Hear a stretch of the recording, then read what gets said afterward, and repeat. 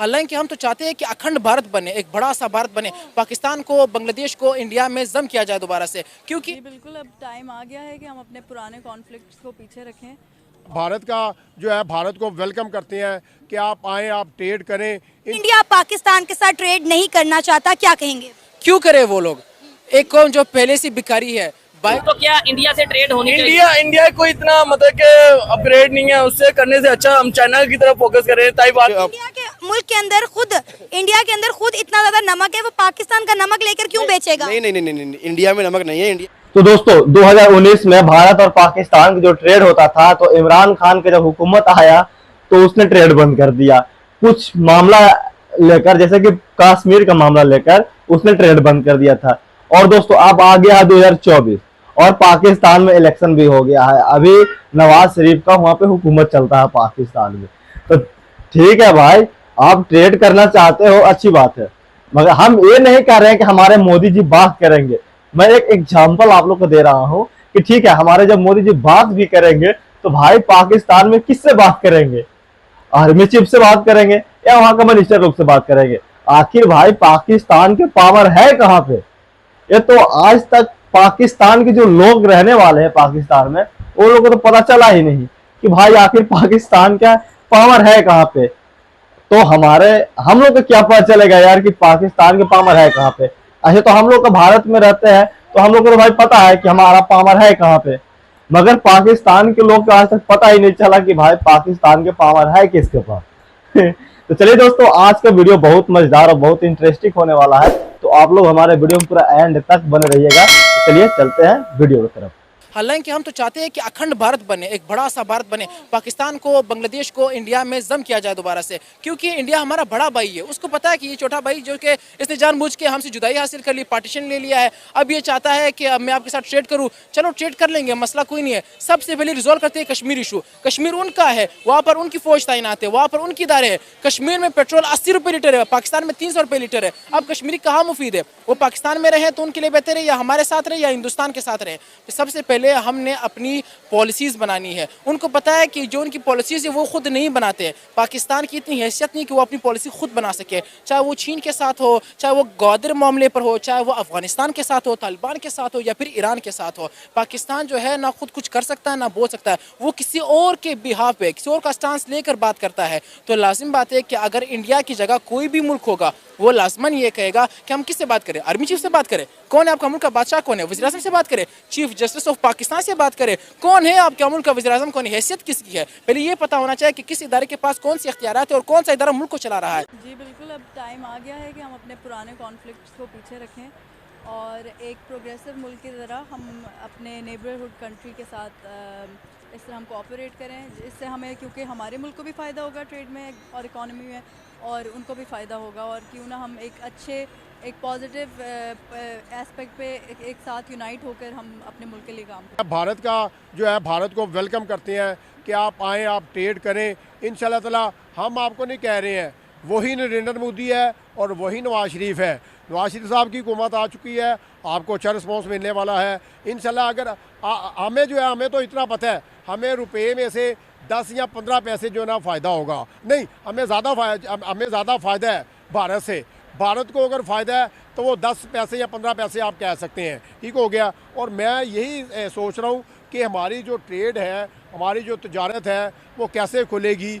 आप भारत जो है वो कैसे एग्री होगा, क्योंकि वो आजमाए हुओं को नहीं आजमाता। पाकिस्तान तो बार बार आजमाता है, दावतें देता है, वो फिर भी कोई लोग नहीं आते हैं। और ऐसे इंडिया के प्राइम मिनिस्टर नरेंद्र मोदी ने भी यही बात की कि अगर हम पाकिस्तान के साथ बातचीत करना चाहते हैं, ताल्लुकात बेहतर करना चाहते हैं, तो पहले ये बताएं हम पाकिस्तान के किस बंदे के साथ बात करें? पाकिस्तान को चला कौन रहा है अभी तक ये समझ नहीं आ रहा।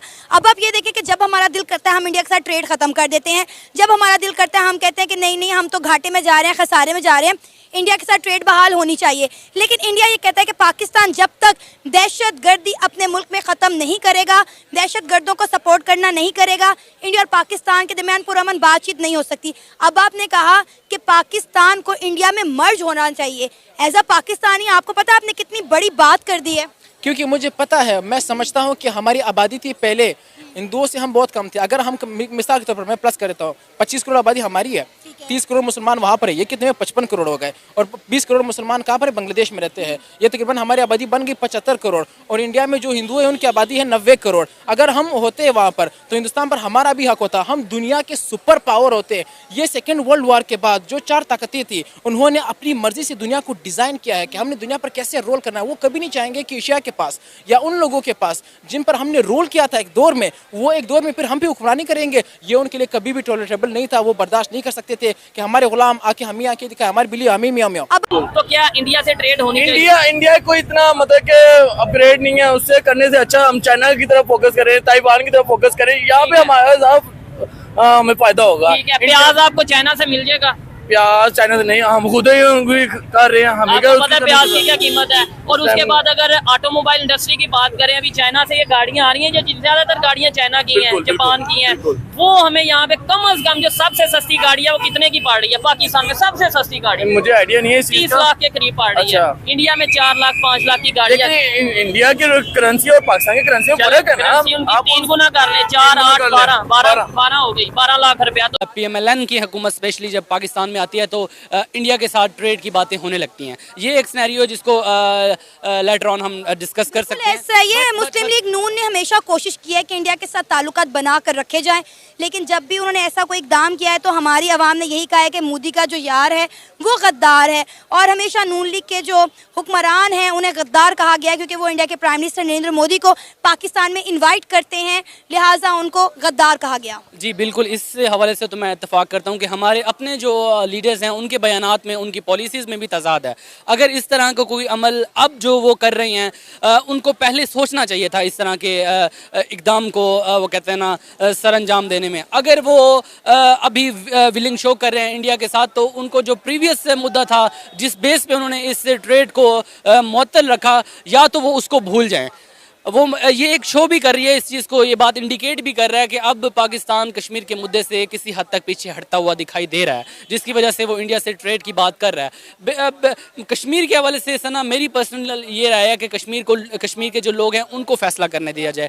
अगर वो विलिंग हैं इंडिया के साथ एसोसिएट होने के लिए और इंडिया का हिस्सा बनने के लिए, तो उनको इंडिया का ही हिस्सा होना चाहिए। अगर वो एक इंडिपेंडेंट स्टेट के तौर पर ख़ुद को देखना चाहते हैं और एक इंडिपेंडेंट स्टेट के तौर पर दुनिया के नक्शे पर उभर के आना चाहते हैं, तो उनको एक इंडिपेंडेंट स्टेट के तौर पे डिक्लेयर कर देना चाहिए। 2019 में हमने बड़ी वो जज्बे से कहा था कि जब तक कश्मीर हमें नहीं देते तब तक हम लोग तिजारत बहाल नहीं करेंगे, लेकिन बार बार हमें ही ज़रूरत पड़ जाती है भारत की। अब क्या करें? ज़रूरत देखें, ज़रूरत हमें तो किसी एज अ मुस्लिम कंट्री हमें ज़रूरत तो किसी की भी नहीं है। अगर हम लोग आपस में यूनाइट होकर इतना स्ट्रॉन्ग नेशन बना सकें कि हम किसी के इस तरह डिपेंडेंट ना हो किसी पर, यानी मुसलमानों पर डिपेंडेंट हो, गैर मुस्लिमों पर नहीं। अपने कंट्री, अपने इकॉनमी को इस तरह बहाल करें, अपनी यूथ को इस तरह एम्पावर करें कि हमें किसी और पर डिपेंडेंट होने की ज़रूरत ना पड़े। लेकिन तो क्या इंडिया से ट्रेड होनी चाहिए? इंडिया कोई इतना मतलब कि अपग्रेड नहीं है, उससे करने से अच्छा हम चाइना की तरफ फोकस करें, ताइवान की तरफ फोकस करें, यहाँ पे हमारा हमें फायदा होगा। ठीक है, प्याज आपको चाइना से मिल जाएगा? प्याज चाइना से नहीं, हम खुद ही कर रहे हैं। हमें आपको पता है प्याज की क्या कीमत है? और उसके बाद अगर ऑटोमोबाइल इंडस्ट्री की बात करें, अभी चाइना से ये गाड़ियां आ रही हैं, जो ज्यादातर गाड़ियां चाइना की हैं, जापान की हैं, वो हमें यहाँ पे कम से कम जो सबसे सस्ती गाड़ी है वो कितने की पड़ रही है? पाकिस्तान में सबसे सस्ती गाड़ी मुझे आइडिया नहीं है, 30 लाख के करीब पड़ रही है। इंडिया में 4 लाख 5 लाख की गाड़ी है। इंडिया की करेंसी और पाकिस्तान की करेंसी में फर्क है ना। आप 3 गुना कर ले, 4 8 12 हो गई, 12 लाख रुपया। तो आपका नमक है निकाल आप रहे हैं, रिफाइंड इंडिया कर रहा है। ठीक है, जो आपका पिंक हिमालयन साल्ट है वो पाकिस्तान से जाता है, वहाँ रिफाइन होकर आगे जाता है, जो डॉलर्स में बिकता है। ठीक है, आप लोग यहाँ 5 रुपये का खरीद रहे हैं, वो डॉलर्स में बेच रहे हैं आगे आपका ही नमक। खबरें आप लोग कहाँ से सुनते हैं? ये खबरें बस हमें पता, अब देखिए ना हर बंदे के फ़ोन में जो है वो एक इंडिया के मुल्क के अंदर खुद इतना ज़्यादा नमक है, वो पाकिस्तान का नमक लेकर क्यों बेचेगा? नहीं, इंडिया में नमक नहीं है, इंडिया में काली मिर्च सफ़ेद मिर्च है। ठीक है, वो काली मिर्च सफ़ेद मिर्च का जो है ना वो पाकिस्तान से ट्रेड करता है, जो किस कहते हैं ना बटा ट्रेड, कि एक चीज़ लें एक चीज़ दें। आप नमक उनको दे रहे हैं, वो आपको काली मिर्च देते हैं। ठीक है, ये ट्रेड होती है, हो रही अभी भी हो रही है, आपको नहीं पता हिडन है या किसी और रूट से हो रही है, वो अलग बात है।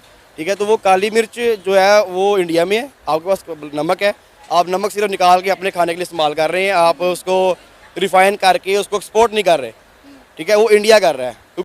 तो दोस्तों आप लोग वीडियो देखें कि इसमें एक भाई ने बोला कि भारत में नमक नहीं होता है, तो मैं इसको बताना चाहता हूँ कि भाई हमारे तो इंडिया में इतना नमक होता है ना कि तुम्हारा पाकिस्तान को ढका जाए ना तो आराम से ढक जाएगा। ठीक है, और बता देना चाहता हूँ कि हमारे सबसे ज़्यादा भारत में कहाँ नमक पाया जाता है। गुजरात पहला नंबर, तमिलनाडु, राजस्थान, ये 3 राज्य है ना, इतना नमक होता है ना कि तुम कभी सोच भी नहीं सकते हो कि भाई 3 राज्य में इतना नमक पाया जाता है। तो दोस्तों आप लोग इसमें क्या राय है, आप लोग अपना राय हमारे कमेंट में जरूर बताइएगा। चलिए दोस्तों, मैं पे वीडियो एंड करता हूँ और कल नेक्स्ट वीडियो मिलता हूँ नए रिएक्शन साथ। तो अभी याद दीजिए, जय हिंद।